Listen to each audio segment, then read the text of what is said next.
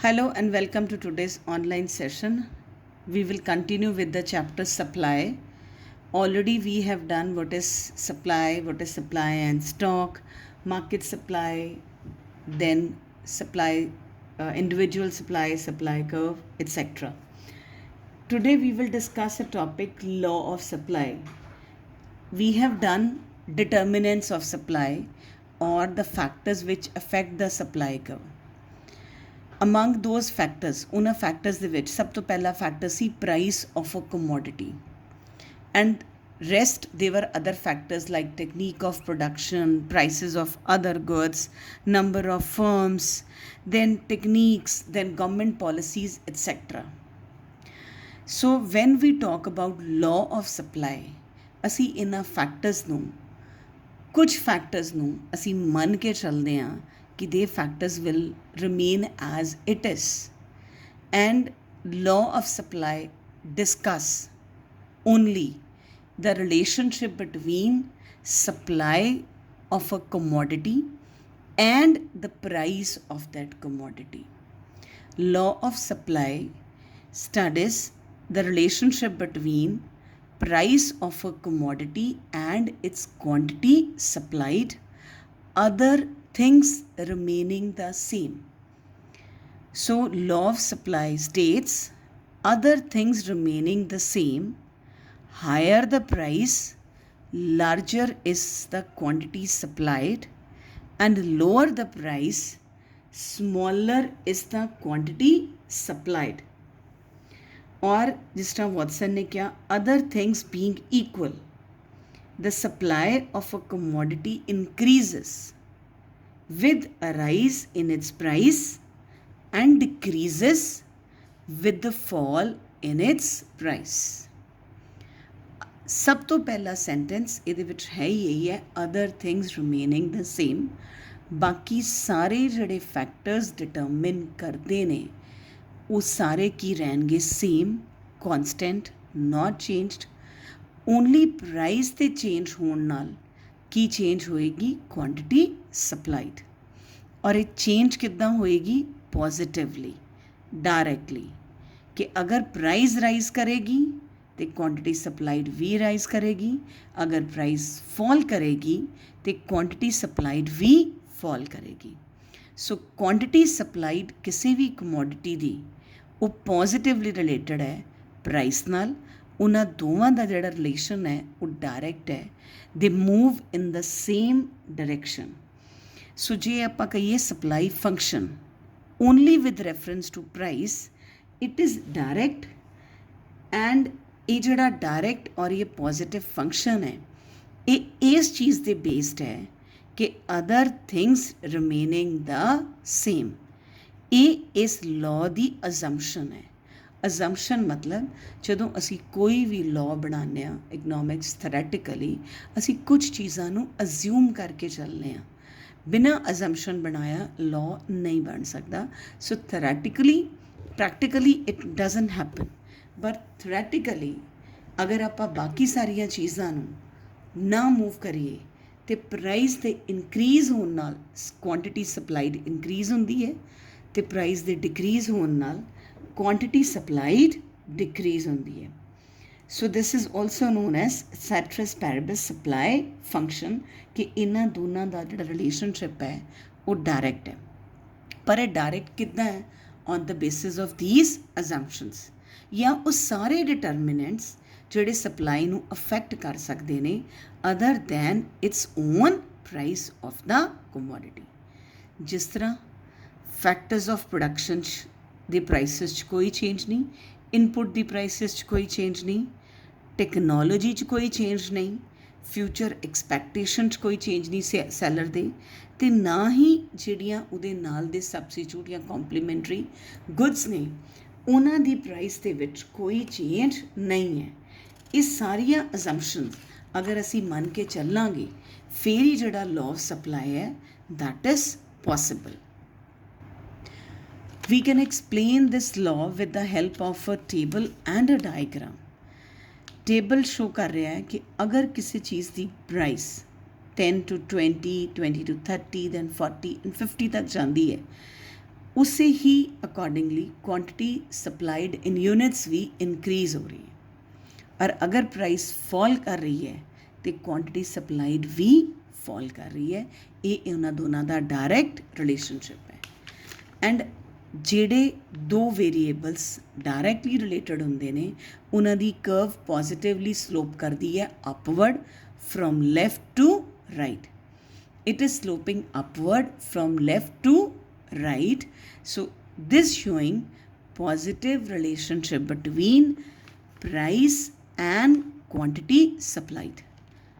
अगर प्राइस 10 है तो quantity supplied is 100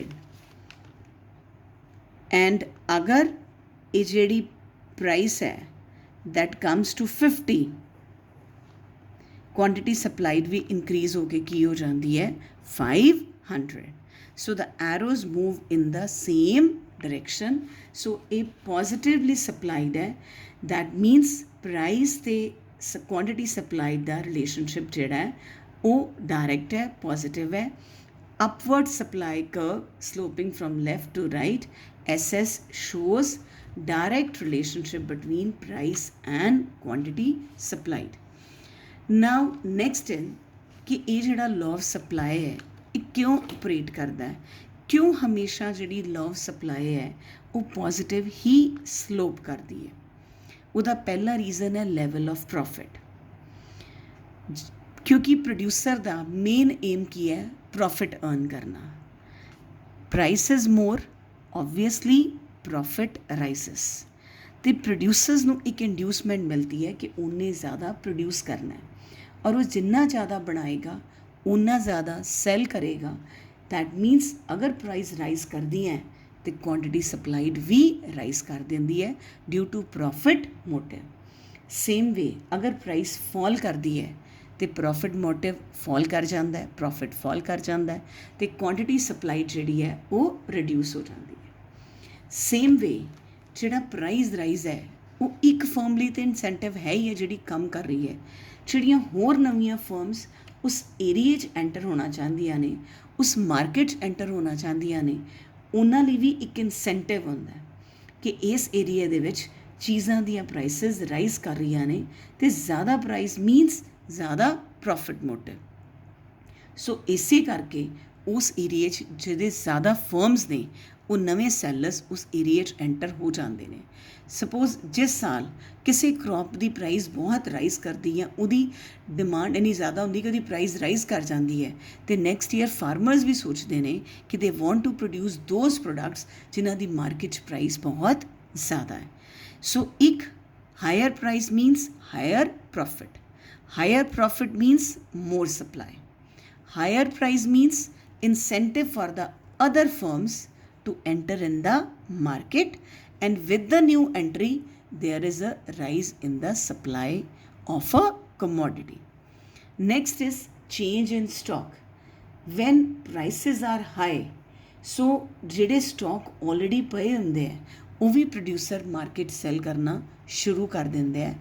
that means ਉਹਨਾਂ ਦੀ ਜਿਹੜੀਆਂ inventories ਹੈ ਉਹ रिड्यूस होनिया शुरू हो जाती है because they want to earn higher profit. So price means higher profit, उहदे चो स्टॉक भी अपना कवर अप कर लेंदे ने, वो भी वेच देंदे ने ते नवीं फर्म्स नूं भी इंसेंटिव है तो प्लस उहदी प्रोडक्शन कैपेसिटी तो इंक्रीज करदी ही करदे।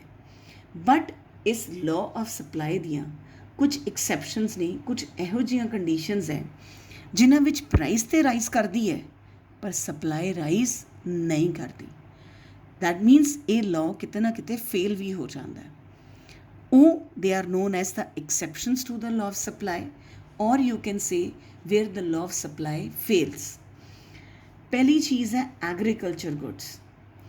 एग्रीकल्चर गुड्स डिपेंड करती हैं नेचर ते, नैचुरल फैक्टर ते, लाइक रेनफॉल है, दैन सॉयल की फर्टिलिटी है, क्लाइमेटिज है, नैचुरल क्लाइमेटी। ਇਹਦੇ ਕਰਕੇ ਕਈ ਵਾਰ ਪ੍ਰਾਈਸਿਸ ਬਹੁਤ ਜ਼ਿਆਦਾ ਹੋਣ ਦੇ ਬਾਵਜੂਦ ਵੀ ਸਪਲਾਈ ਇਨਕਰੀਜ਼ ਨਹੀਂ ਹੋ ਸਕਦੀ। ਲਾਈਕ ਅਸੀਂ ਕਹੀਏ ਕਿ ਅਗਰ ਟੀਕ ਵੁੱਡ ਜਾਂ ਕਿਸੇ ਖਾਸ ਪਾਰਟੀਕੂਲਰ ਵੁੱਡ ਦੀ ਅਸੀਂ ਸਪਲਾਈ ਇਨਕਰੀਜ਼ ਕਰ ਲਈਏ ਕਿਉਂਕਿ ਫਰਨੀਚਰ ਦੀ ਡਿਮਾਂਡ ਜ਼ਿਆਦਾ ਹੈ, ਤਾਂ is it possible? No. Due to ਜਿਹੜੀਆਂ ਐਗਰੀਕਲਚਰ ਗੁੱਡਸ ਨੇ ਜਿਹੜੀਆਂ ਨੇਚਰ 'ਤੇ ਡਿਪੈਂਡੈਂਟ ਨੇ, ਮੈਨ ਮੇਡ ਨਹੀਂ ਹੈ, ਜਿਹਦਾ ਸਟਾਕ ਉਹਦੇ ਕੋਲ ਨਹੀਂ ਹੈ, ਉਹਨਾਂ ਚੀਜ਼ਾਂ ਦੀ ਸਪਲਾਈ ਉਹ ਰੇਜ਼ ਨਹੀਂ ਕਰ ਸਕਦਾ ਪ੍ਰਾਈਸ ਰੇਜ਼ ਹੋਣ ਦੇ ਬਾਵਜੂਦ ਵੀ। Next is goods which are perishable. Again it's related to nature. ਜਿਹੜੀਆਂ ਚੀਜ਼ਾਂ ਦੀ ਸ਼ੈਲਫ ਲਾਈਫ ਘੱਟ ਹੈ, ਉਹ ਜ਼ਿਆਦਾ ਦੇਰ ਆਪਾਂ ਪ੍ਰੀਜ਼ਰਵ ਨਹੀਂ ਕਰ ਸਕਦੇ, ਉਹਨਾਂ ਦਾ ਸਟਾਕ ਜ਼ਿਆਦਾ ਦੇਰ ਵਿਦਹੈਲਡ ਨਹੀਂ ਹੋ ਸਕਦਾ, because like milk, vegetable, fish, eggs, ਇਹਦੀ ਸਪਲਾਈ ਹੋਲਡ ਨਹੀਂ ਹੋ ਸਕਦੀ। ਇਹਦੀ ਅਗਰ ਆਪਾਂ ਵੈਜੀਟੇਬਲ ਮਾਰਕੀਟ ਜਾਈਏ ਤੇ ਮਾਰਨਿੰਗ ਟਾਈਮ 'ਤੇ ਪ੍ਰਾਈਸਿਸ ਰਾਈਜ਼ ਹੁੰਦੀਆਂ ਨੇ ਅਤੇ ਸ਼ਾਮ ਵੇਲੇ ਉਸੇ ਸਬਜ਼ੀ ਦੇ ਰੇਟ ਫਾਲ ਕਰ ਜਾਂਦੇ ਬਹੁਤ ਜ਼ਿਆਦਾ, ਰਾਈਟ। ਸਪਲਾਈ ਵੱਧ ਜਾਂਦੀ ਹੈ ਅਤੇ ਪ੍ਰਾਈਸਿਸ ਫਾਲ ਕਰ ਜਾਂਦੇ ਹੈ। ਕਿਉਂ?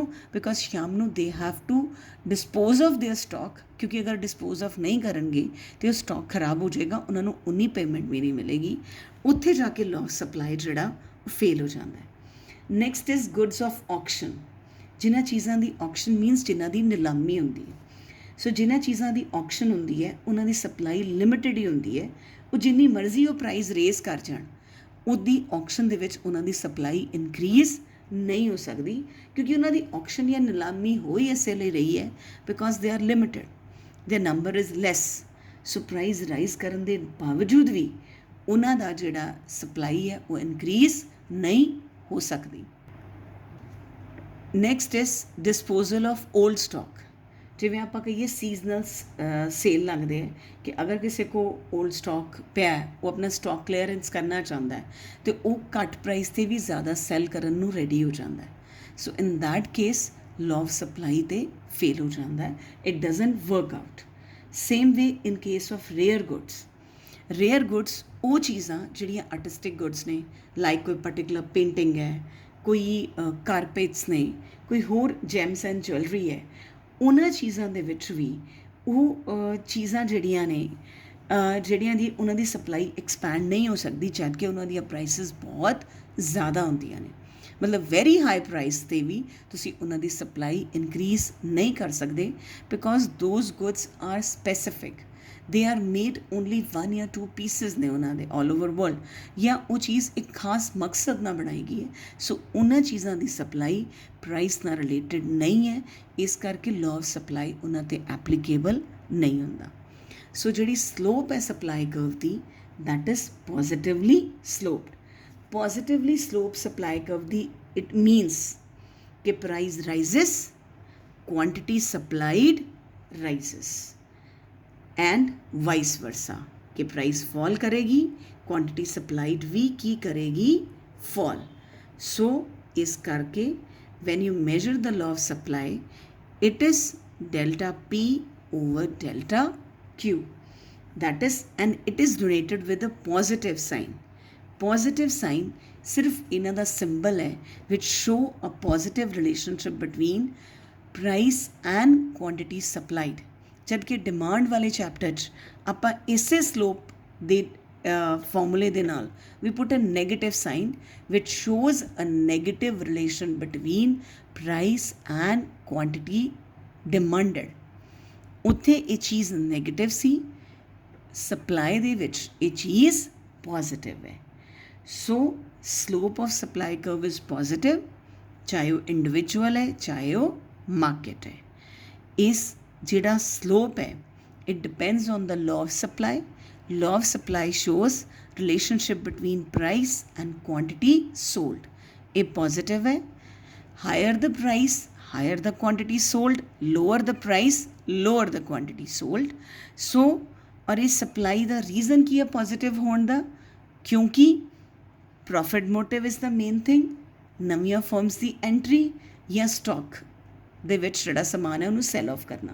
ਪਰ ਕਈ ਜਗ੍ਹਾ 'ਤੇ ਜਾ ਕੇ ਇਹ ਲਾਅ ਆਫ ਸਪਲਾਈ ਫੇਲ ਹੋ ਜਾਂਦਾ ਹੈ, where agriculture goods are concerned, nature concerned ਇਸ ਚੀਜ਼ ਦੀ ਸਪਲਾਈ ਦੇ ਵਿੱਚ।